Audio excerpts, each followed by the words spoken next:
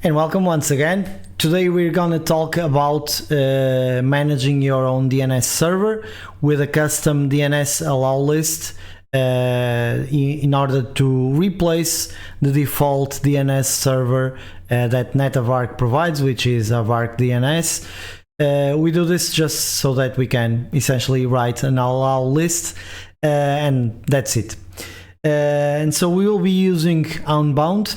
And I will show you the basics of configuring Unbound and setting it up to integrate with your containers. So let's dive right in. Okay, so we are going to replace the Podman DNS server with a custom instance of Unbound. We are going to create an allow list that is derived from our whitelist.conf. This is defensive against DNS exfiltration or data exfiltration, and we also can add custom DNS entries. We use one for our Llama server, and that's it. So let's take a look first at our maybe before this, let's take a look at how we set up the DNS. So for our ensure network, first of all, we need to, when we create the Podman network, we disable the DNS, the default DNS, okay? This is the first thing that we need to do. And then every time that we run our containers, we set a different DNS IP, which is just dropped to this DNS file, and it will be the .2 IP on our containers. And so we've got our ensure DNS, which starts Unbound. And what this does is check if Unbound is already running, and if it is, well, we just continue. And then we've got a quite standard Podman run here with the capabilities dropped, but we give it these capabilities so Unbound can work.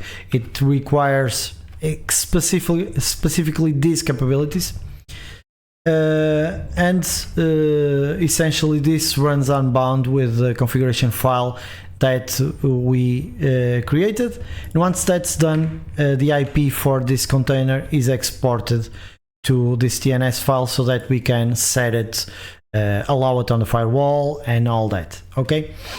And so let's take a look at our container for Unbound. It's as simple as this, okay? We've got our Wolfie base, we install Unbound, which is on their repos, we create the Unbound user and group, and then we expose the config for Unbound if we want to mount it externally, which we do. And then we start Unbound, we disable daemon mode, and we started with this config, okay? So if we go back to here, we'll find build Unbound, which just builds this image, but I believe there is a render Unbound conf, which is called from ensure DNS, okay? So before starting our DNS server, we render the configuration. Because we need to inject two environment variables into the configuration, we use amp-toost for this.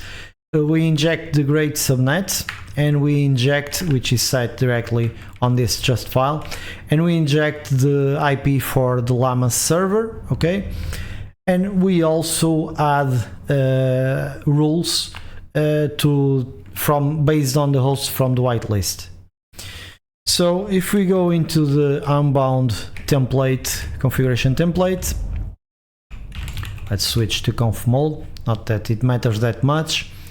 So we disable syslog, we make it slightly verbose, we listened on the global interface on port 53, we use IPv4, UDP and TCP, but we do not demonize, hide identity, hide version, yes, added privacy. And then we've got our access control, which means that this DNS server can only be queried from the grate subnet, so it can only be queried from a container within our Podman network or grate, and everything else is just refused. So this access control is about who can query the DNS server. Okay. Then next we've got an entry with the IP for the Llama server. This is just a regular DNS entry. And then we've got our rules for our zones. So by default, we refuse any name resolutions for any domain. Okay. Then we allow it for the grate internal domain, as you can see here. Should actually have a period, but that's okay. And then any other rules will be added here. So we can take a look at an example of a rendered config. And as you can see, we just ended here, and other rules are added here. So if you want to resolve Hugging Face, this will be transparent, which means it will move forward. It will be redirected to the root DNS server or something in between, your ISP server and so forth. And this is how we manage our Unbound config. Then when we enter, let's say that we go into just base, and let's just take a look at what is currently running. Okay, so we've got our Unbound service, and we've got the base image, which is this. Okay, so only two things. And if we go and cat resolve.conf, we'll see the IP is 02. Okay, and if we run podman inspect, I think we can do this unbound, we should find that that's the assigned IP. Let me just check, and as you can see, the IP address in the grate network for this container is .2. Okay, and that's how this works. If you didn't disable the DNS for the so let me just look for this.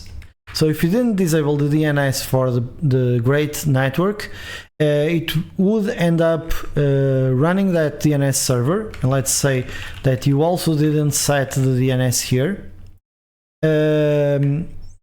And it, I think, if you don't disable it but set it here, I think, or rather set it on the network, I think it will still use the Avart DNS and then redirect to your own DNS. But I wanted to drop these extra layers because it makes it harder to design firewall rules, and I didn't need it anyway. If I need a custom domain like I did here, I will simply add it to as local data. Okay, and that's what I did. And I guess that's pretty much it. A crash course on how to set up Unbound as your DNS server inside Podman. And that's it about setting up a custom DNS with your own custom allow list to prevent potential DNS data exfiltration, which in my opinion is a really creative way to exfiltrate data, and mainly it's something that is always available, a DNS server, so it's something that is potentially exploitable easily, right?